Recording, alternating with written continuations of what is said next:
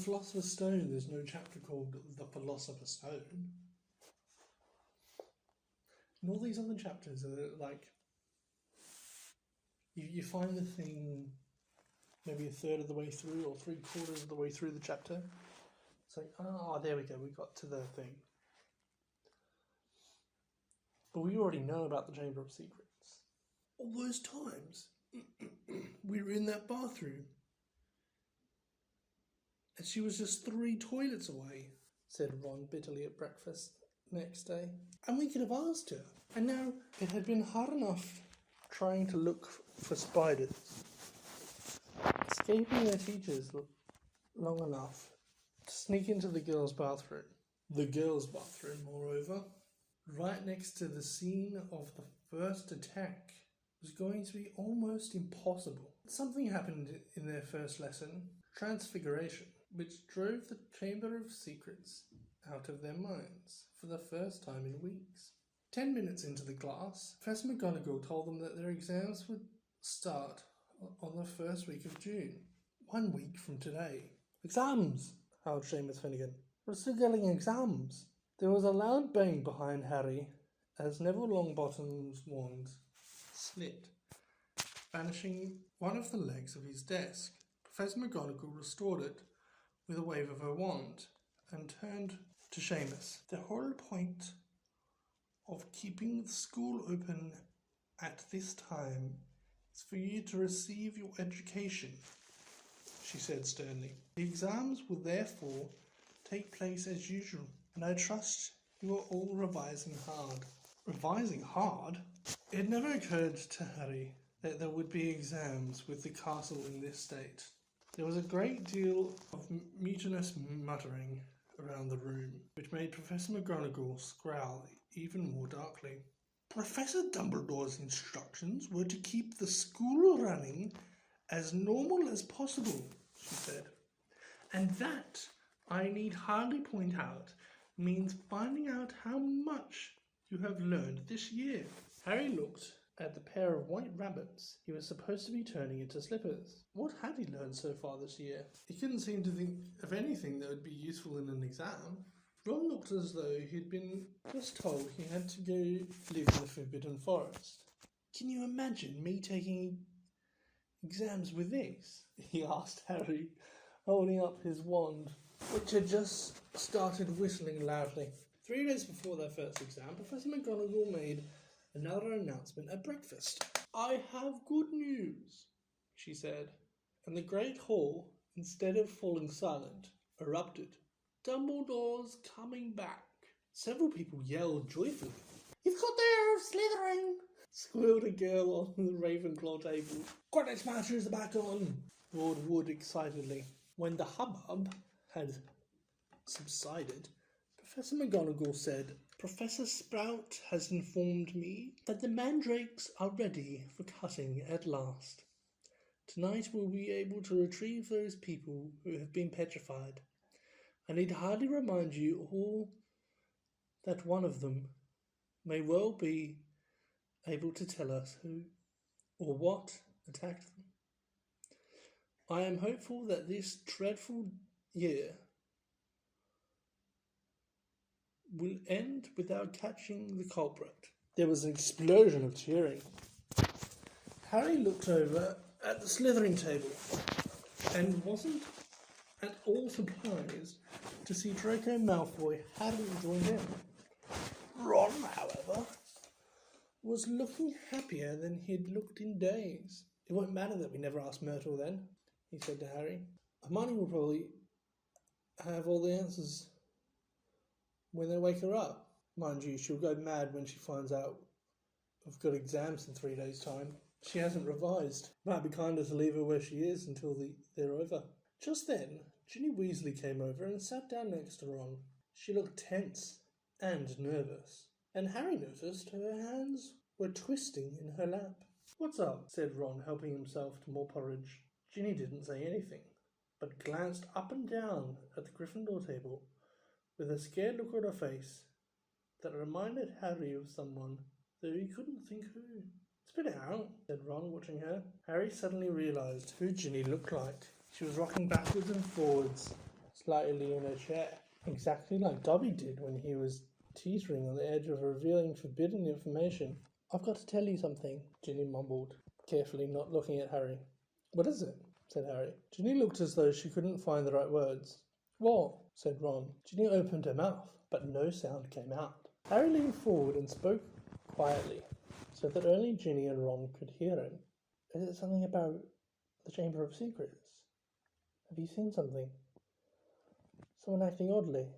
Ginny drew a deep breath, and at that precise moment, Percy Weasley appeared, looking tired and worn. "If you just finished eating, I'll take that seat, Ginny. I'm starving. I've only just come off parole duty." Ginny jumped up, as though her chair had just been electrified, gave Percy a fleeting, frightened look, and scampered away. Percy sat down and grabbed a mug from the centre of the table. "Percy," said Ron angrily, "she was about to tell us something important." Halfway through a gulp of tea, Percy choked. What a thing?" he said, coughing. "I just asked her if she'd seen anything odd, and she started to say, 'Oh, that's nothing to do with the Chamber of Secrets,'" said Percy at once. "How do you know?" said Ron, his eyebrows raised. "Well, if you must know, Ginny, walked in on me the other day when I was, well, never mind. The point is, she spotted me doing something, and I asked her not to mention it to anybody. I must say, I did think that she'd keep her word. It's nothing really. I just rather..." Harry had never seen Percy look so uncomfortable. "What were you doing, Percy?" said Ron, grinning. "Go on, tell us. We won't laugh." Percy didn't smile back. "Pass me those rolls, Harry. I'm starving." Harry knew the whole mystery might be solved tomorrow without their help, but he wasn't about to pass up a chance to speak to Myrtle if it turned up. And to his delight, it did. Mid-morning, when they were being led to History of Magic by Gilderoy Lockhart, who so often assured them that all danger had passed, only to be proved wrong straight away, was now wholeheartedly convinced that it was hardly worth the trouble to see them safely down the corridors. His hair wasn't as sleek as usual. It seemed he had been up most of the night, patrolling the 4th floor. "Mark my words," he said, ushering them round the corner. "The first words out of those poor petrified people's mouths will be 'it was Hagrid.' Frankly, I'm astounded Professor McGonagall thinks all these security measures are necessary." "I agree, sir," said Harry, making Ron drop his books in surprise. "Thank you, Harry," said Lockhart graciously, while they waited for a long line of Hufflepuffs to pass. "I mean, we teachers have quite enough to be getting on with without walking students to classes and standing guard all night." "That's right," said Ron, catching on. "Why don't you leave us here, sir? We've only got one more corridor to go." "You know, Weasley, I think I will," said Lockhart. "I really should go and prepare my next class." And he hurried off. "Prepare his next class?" Ron sneered after him. "Going to curl his hair, more like." They let the rest of the Gryffindors draw ahead of them, then darted down a side passage and hurried towards Moaning Myrtle's bathroom. But just as they were congratulating each other on their brilliant scheme, "Potter! Weasley! What are you doing?" It was Professor McGonagall, and her mouth was the thinnest of thin lines. We were, Ron stammered.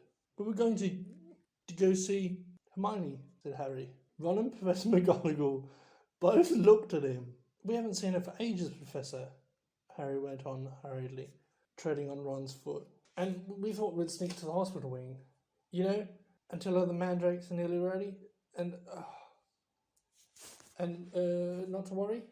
Professor McGonagall was still staring at him, and for a moment Harry thought she was going to explode. But when she spoke, it was in a strangely croaky voice. "Of course," she said, and Harry, amazed, saw a tear glistening in her beady eye. "Of course, I realise this has all been hardest on the friends of those who have been... I quite understand. Yes, Potter, of course you may visit Miss Granger. I will inform Professor Binns where you've gone. Tell Madame Pomfrey I have given my permission."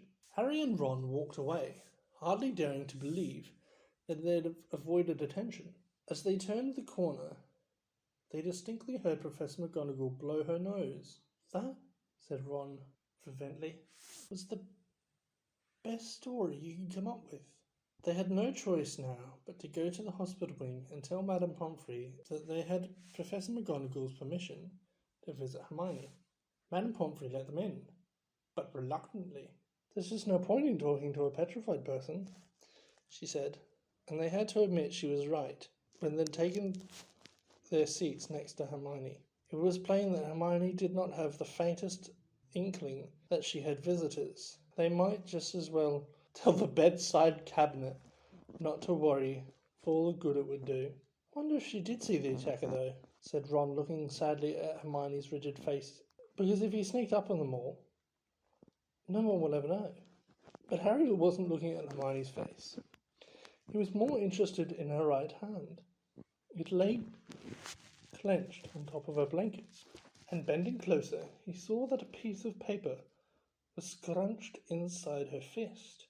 Making sure that Madame Pomfrey was nowhere near, he pointed it out to Ron. "Try and get it out," Ron whispered, shifting his chair so that he could block Harry from Madame Pomfrey's view.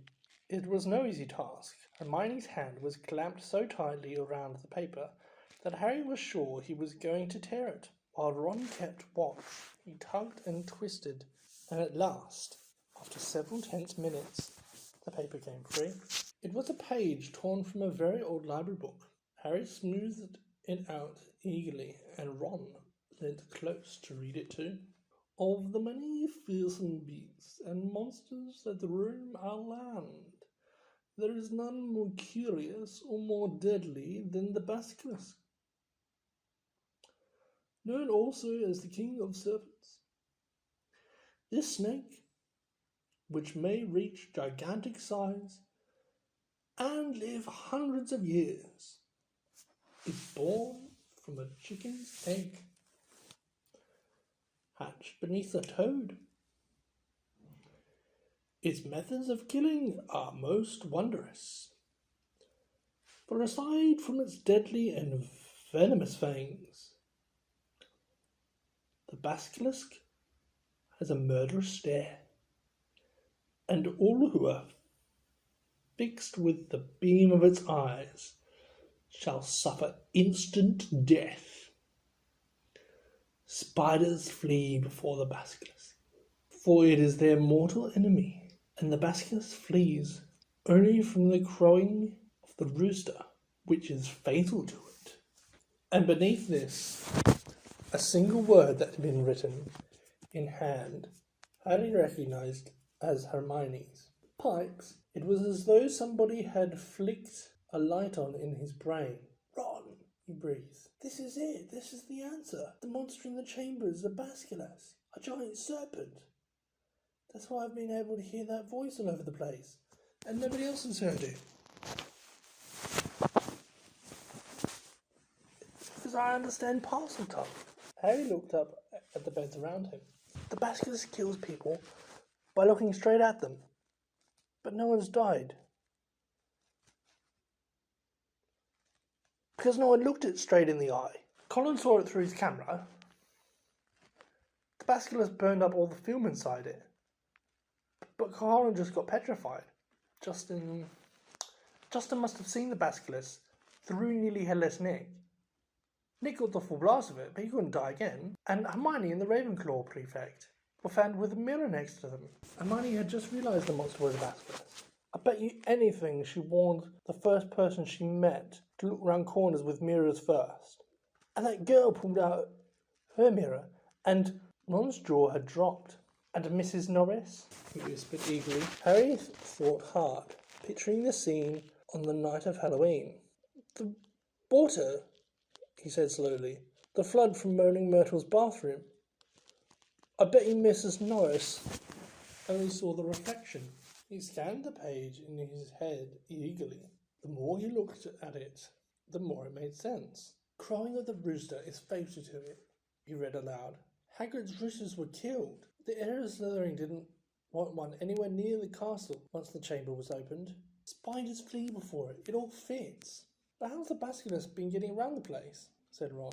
Dirty great snake. Someone must have seen it. Harry, however, pointed out that the word Hermione had scribbled at the foot of the page. Pipes, he said. Pipes. Ron has been using the plumbing. I've been hearing that voice inside the walls. Ron suddenly grabbed Harry's arms. The entrance to the Chamber of Secrets, he said hoarsely. What if it's a bathroom? What if it's in Moaning Myrtle's bathroom?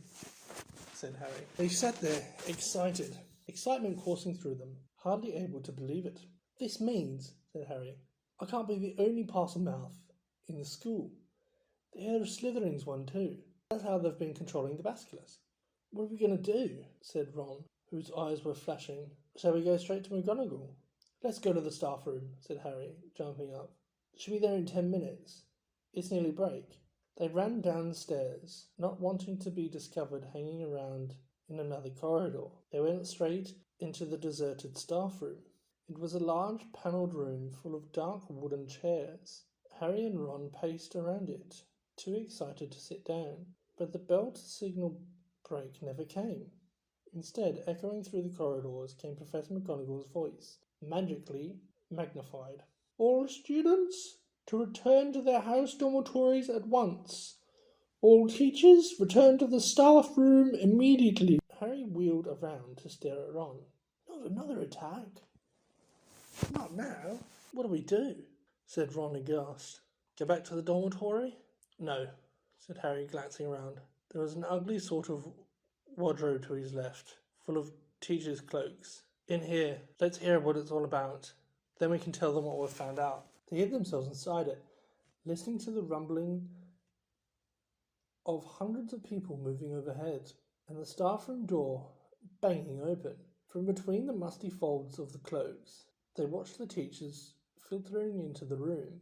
Some of them were looking puzzled, others downright scared. Then Professor McGonagall arrived. It has happened, she told the silent staff room. Student has been taken by the monster. Right into the chamber itself. Professor Flitwick let out a squeal. Professor Sprout clapped her hands over her mouth. Snape gripped the back of a chair very hard and said, How can you be sure? The head of Slytherin, said Professor McGonagall, who was very white, left another message right underneath the first one. Her skeleton will lie in the chamber forever. Professor Flitwick burst into tears. Who is it? Said Madam Hooch, who had sunk weak-kneed into a chair. Which student? Ginny Weasley, said Professor McGonagall. Harry felt Ron slide silently down on the wardrobe floor beside him. We shall have to send all the students home tomorrow, said Professor McGonagall. This is the end of Hogwarts, Dumbledore always said. The staff room banged open again. For one wild moment, Harry was sure it would be Dumbledore. But it was Lockhart, and he was beaming. So sorry. Dozed off. What have I missed? He didn't seem to notice. The other teachers were looking at him with something remarkably like hatred. Snape stepped forward. Just the man, he said. The very man. A girl has been snatched by the monster, Lockhart. Taken into the Chamber of Secrets itself. Your moment has come at last. Lockhart blanched. That's right, Gilderoy, said Professor Sprout. Why did you say last night you've known all along where the Chamber of Secrets is? Well, I spluttered Lockhart. Yes, didn't you tell me you were sure you knew what was inside it? Piped up Professor Flitwick. Did I? Did I? I don't recall. I certainly remember you saying you were sorry you hadn't had a crack at the monster before Hagrid was arrested, said Snape. Didn't you say that the whole affair had been bungled? And that you should have been given free rein from the first? Lockhart stared around at his stony-faced colleagues. I really never... You must have misunderstood. We'll leave it to you then, Gilderoy, said Professor McGonagall. Tonight will be an excellent time to do it. We'll make sure everyone's out of the way. You'll be able to tackle the monster all by yourself. A free rein at last. Gilderoy gazed desperately around him, but nobody came up to the rescue. He didn't look remotely handsome anymore.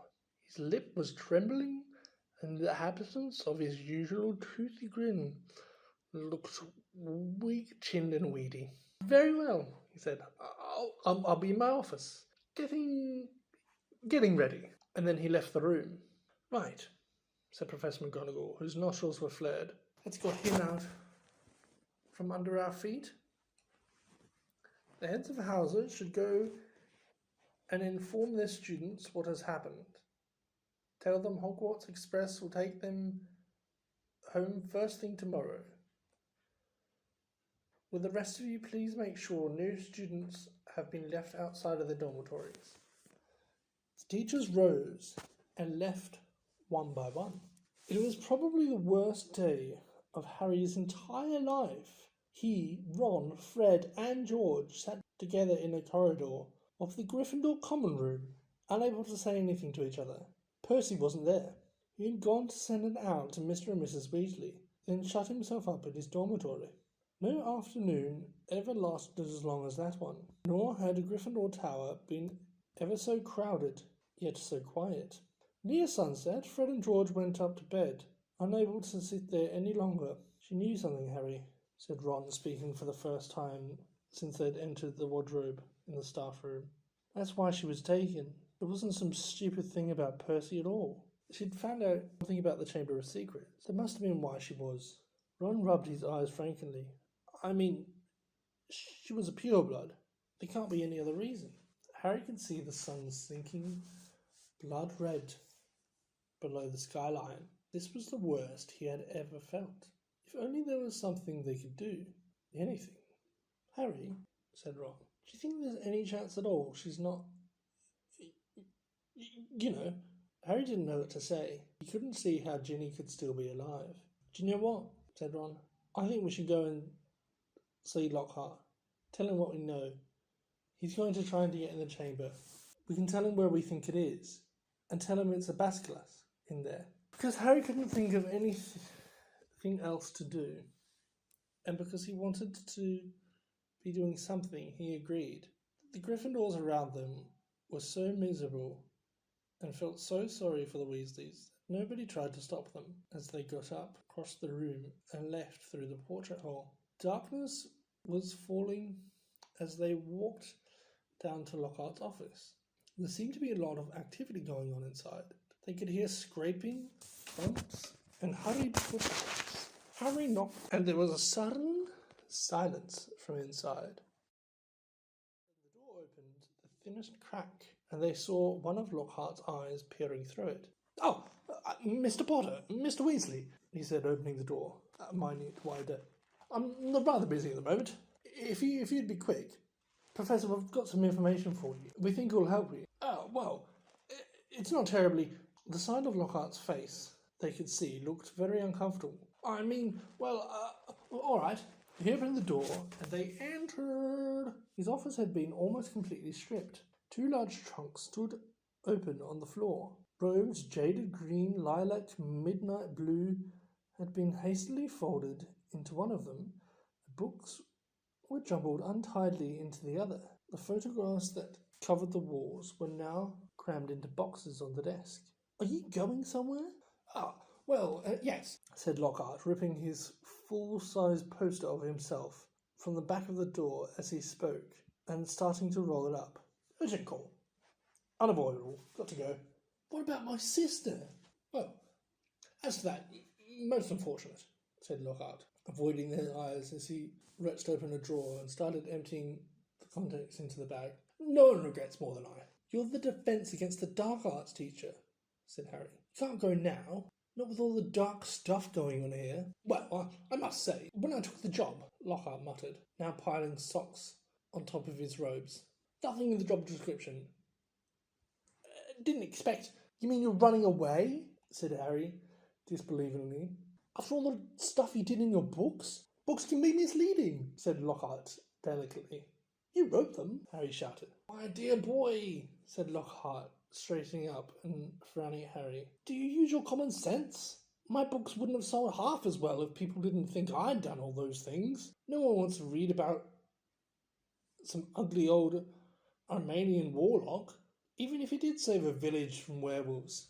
He looked dreadful on the front cover, no dress sense at all.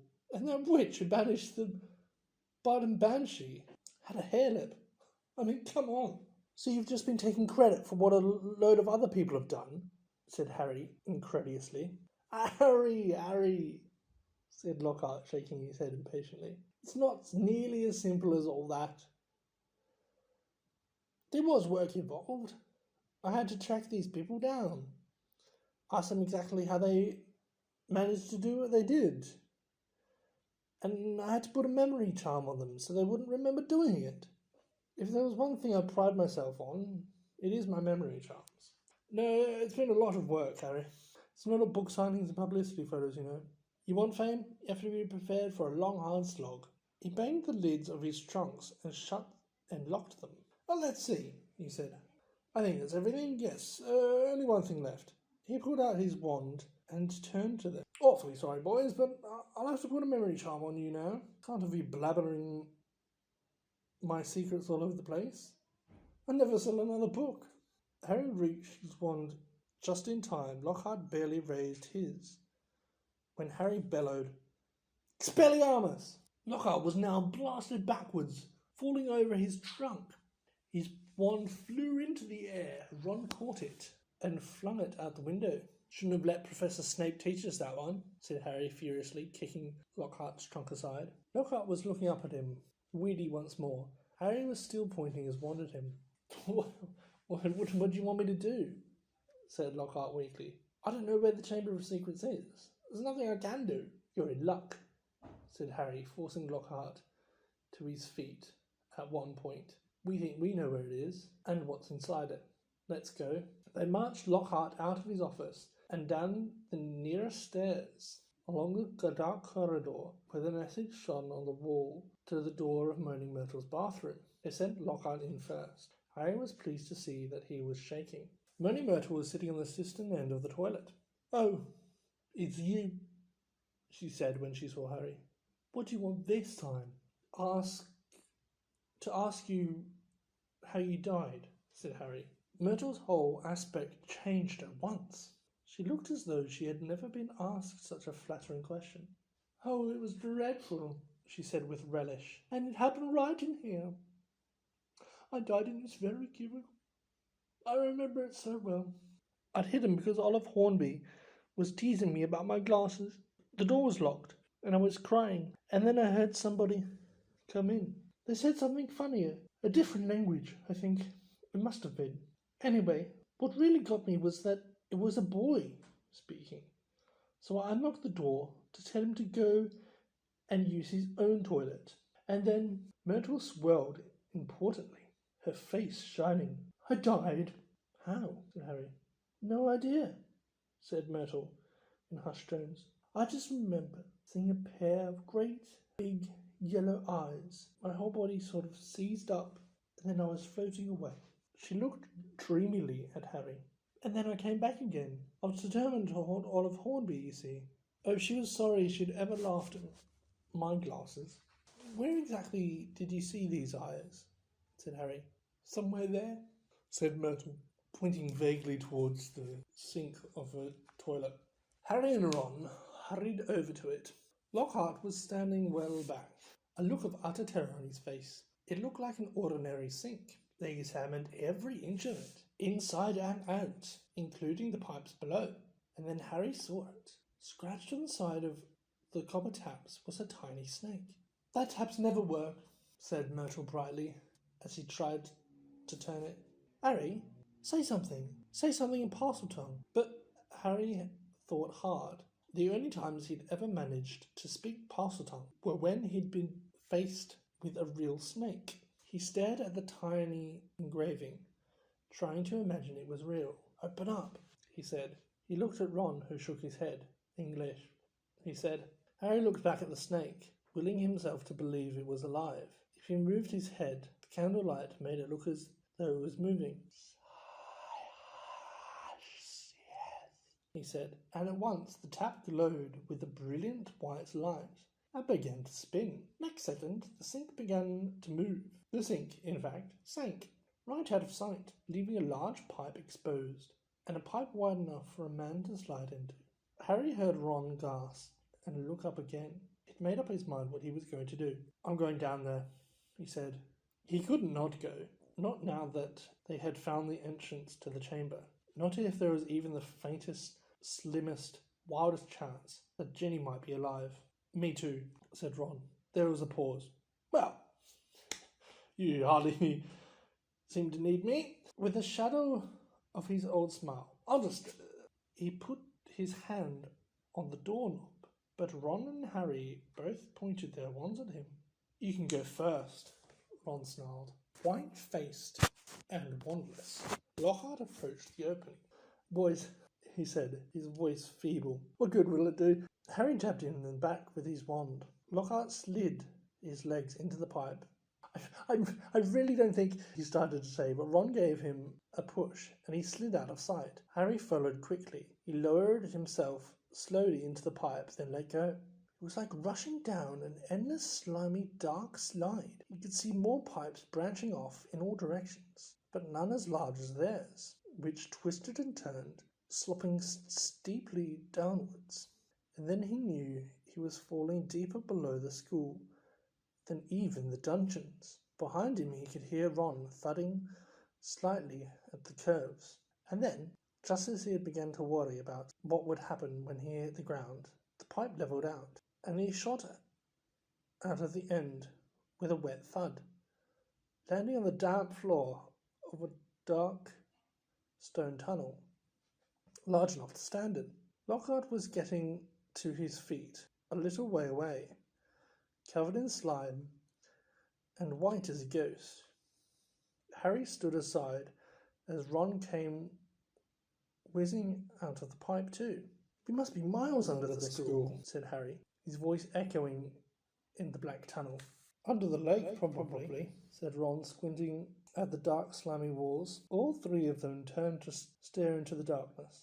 Lumos, Harry muttered to his wand, and lit again. Come on, he said to Ron and Lockhart, and they went off, their footsteps slapping on the wet floor. The tunnel was so dark they could only see little distance ahead. The shadows on the wet walls looked monstrous in the wandlight. Remember, Harry said quietly as they walked cautiously forward. Any sign of movement, close your eyes straight away. But the tunnel was quiet as the grave. The first unexpected sound they heard was loud crushing as Ron stepped what turned out to be a rat skull. Harry lowered his wand to look at the floor and saw it was littered with small animal bones. Trying very hard not to imagine what Ginny might look like if they found her, Harry led the way forward, round a dark bend in the tunnel. Harry, there's something up here, said Ron hoarsely, grabbing Harry's shoulder. They froze, watching. Harry could just see the outline of something huge and curved lying right across the tunnel. It wasn't moving.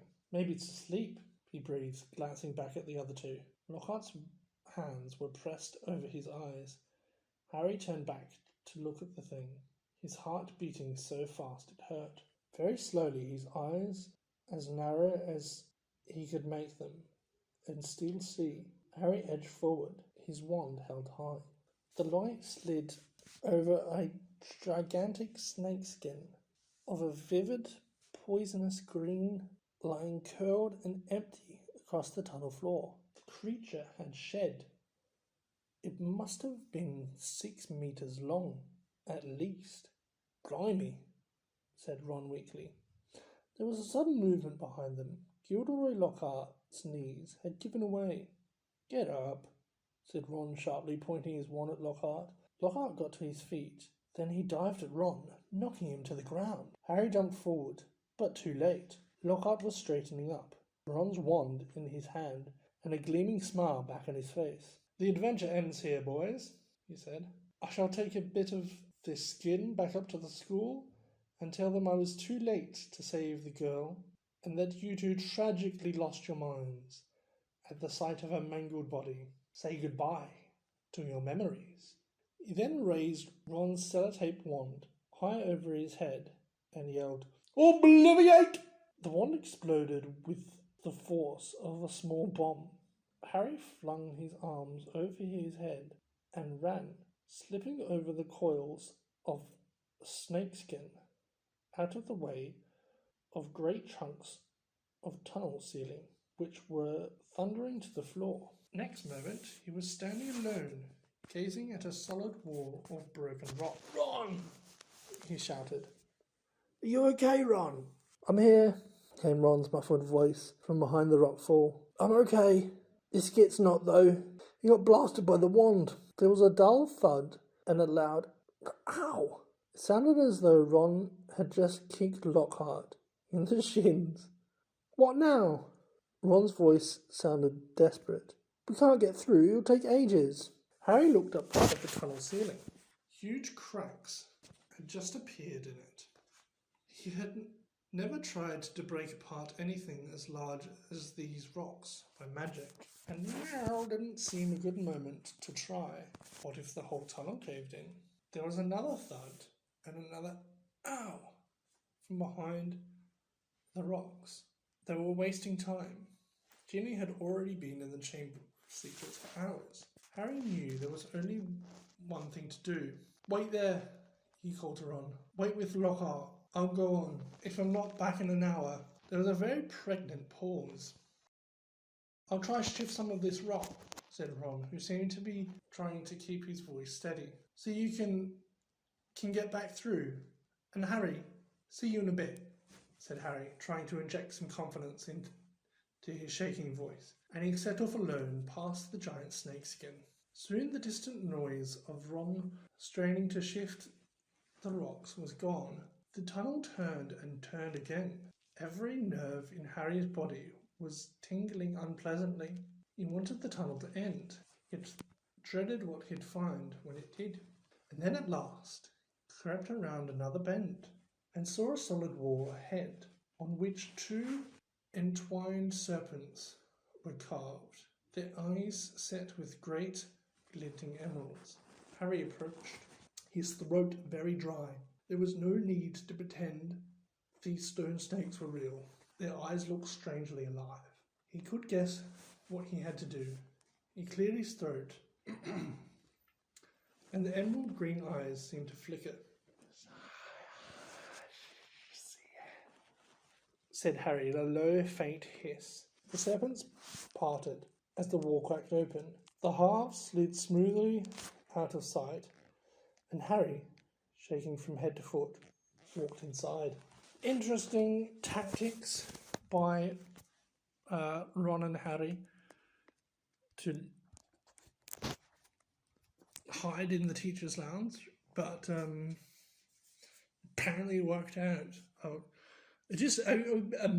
would be a bit curious as to what might have happened if they'd just gone along with their plan and sort of